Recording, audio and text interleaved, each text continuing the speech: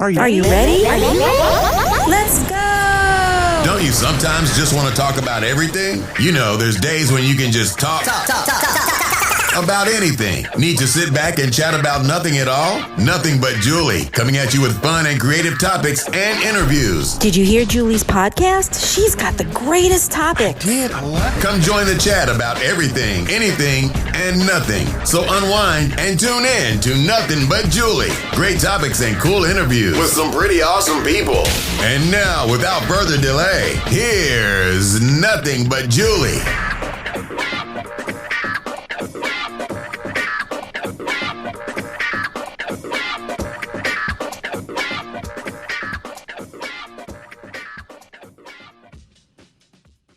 Hello, everybody. It is Julie Schrager, your host of the Nothing But Julie podcast. Thank you so much for joining me. So continuing in my short stories series, thank you for joining me. Welcome to Tuesday's Tale. And today I'm going to read a very short story, a haunted story, if you will, called Ghost of Buckstown Inn by Arnold M Anderson. I hope you enjoy it. Several travel-worn drummers sat in the lobby exchanging yarns. It was Rodney Green's turn, and he looked wise and began his tale. I don't claim by any means that the belief in ghosts is a general thing in Arkansas, but I do say that I had an experience out there a few years ago. It was late in the fall, and I happened to be in the village of Buckstown, which desecrates a very limited portion of the state. The town is about as small and dirty a place as I ever saw, and the Buckstown Inn is not much above the general character of the place. The region is inhabited by natives who still cling to all sorts of foolish superstitions. The inn, in the antebellum days, was kept by one who was said to be the meanest and most crabbed of mortals. The old demon was as miserly as he was mean, and all his narrow life he hoarded his filthy lucre with fiendish greed. Report had it also that he had even murdered his patrons in the beds for their money. What the facts actually were, I don't know, but even to this day the old inn is held in suspicion. A lingering effect of former horrors still clouds its memory. The present proprietor, Bunk Watson, his real name is Bunker, I believe, is an altogether different sort of chap, a southern type. In fact, one of those shiftless, headless, happy-go-lucky mortals who love strong whiskey and who chews an enormous quid of black tobacco and smokes a corncob pipe at the same time. When the former keeper shuffled off, his property fell to a distant relative, and the present keeper, who, with his family, immediately moved in from a neighboring hamlet and took possession. It was well known that the old proprietor had accumulated considerable wealth during his sojourn among the living, but all efforts to discover any treasure upon the premises had failed, and now the idea of ever finding it was practically given up. As far as Bunk was concerned, the matter troubled him little. He had a hard-working wife who ran things the best she could under the circumstances, and saw that his meals were forthcoming at the respective intervals.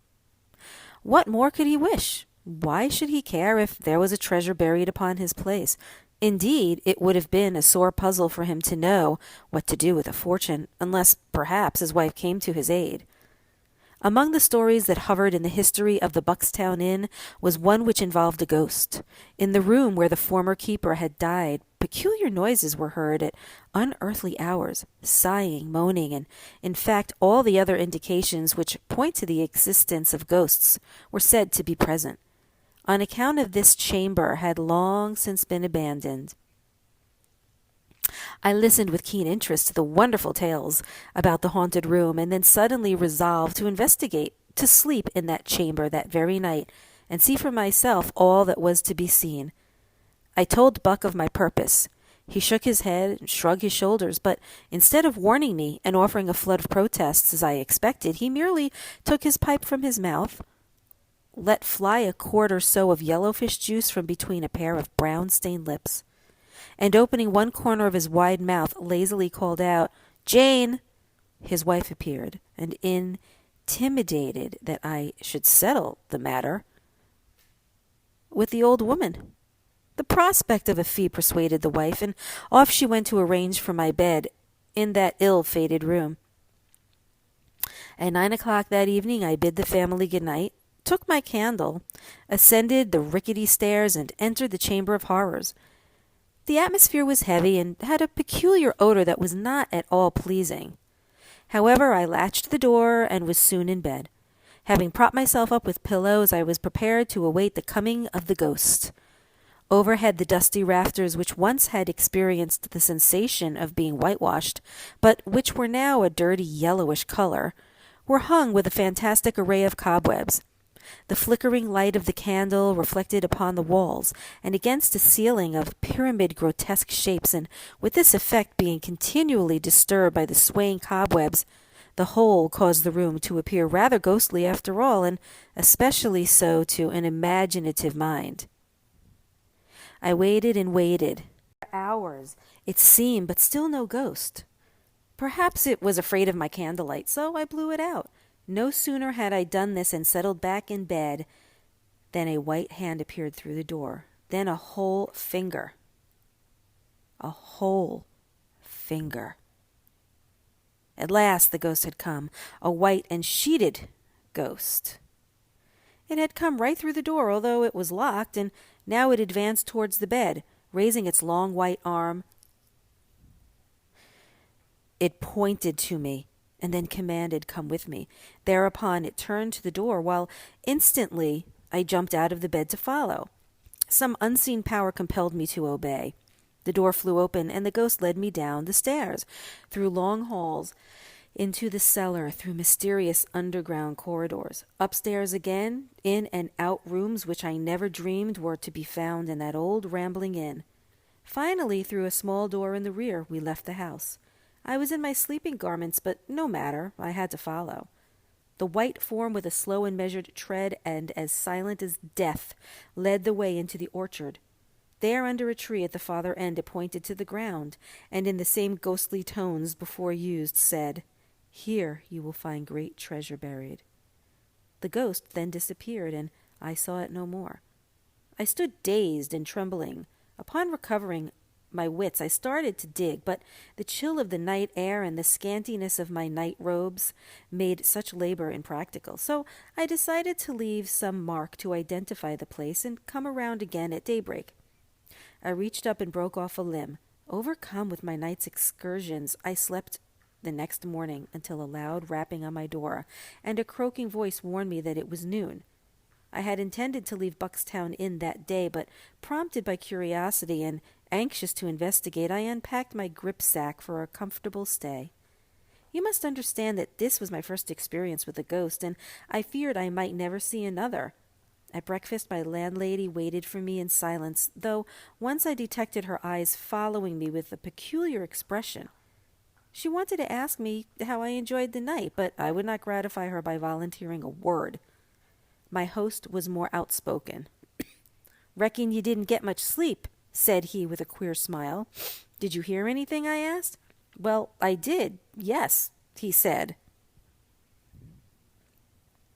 He said this with a brawl, a very loud brawl. "But ye didn't disturb me any.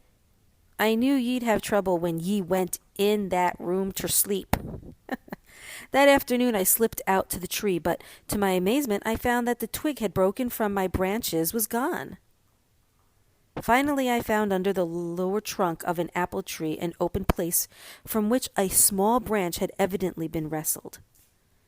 But on looking further I discovered that every apple tree in the orchard had been similarly disfigured.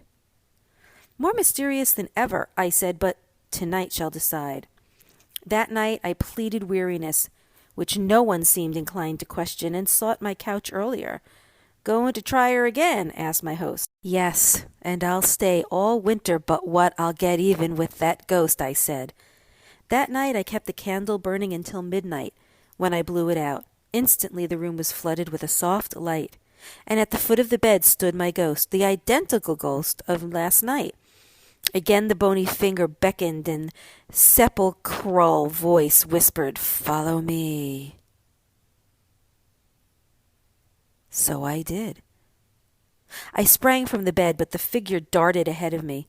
It flew through the doorway and down the stairs, and I after it. At the foot of the staircase, an unseen hand reached forward and caught my foot, and I fell, sprawling headlong. But in a second I was on my feet and pursuing the ghost.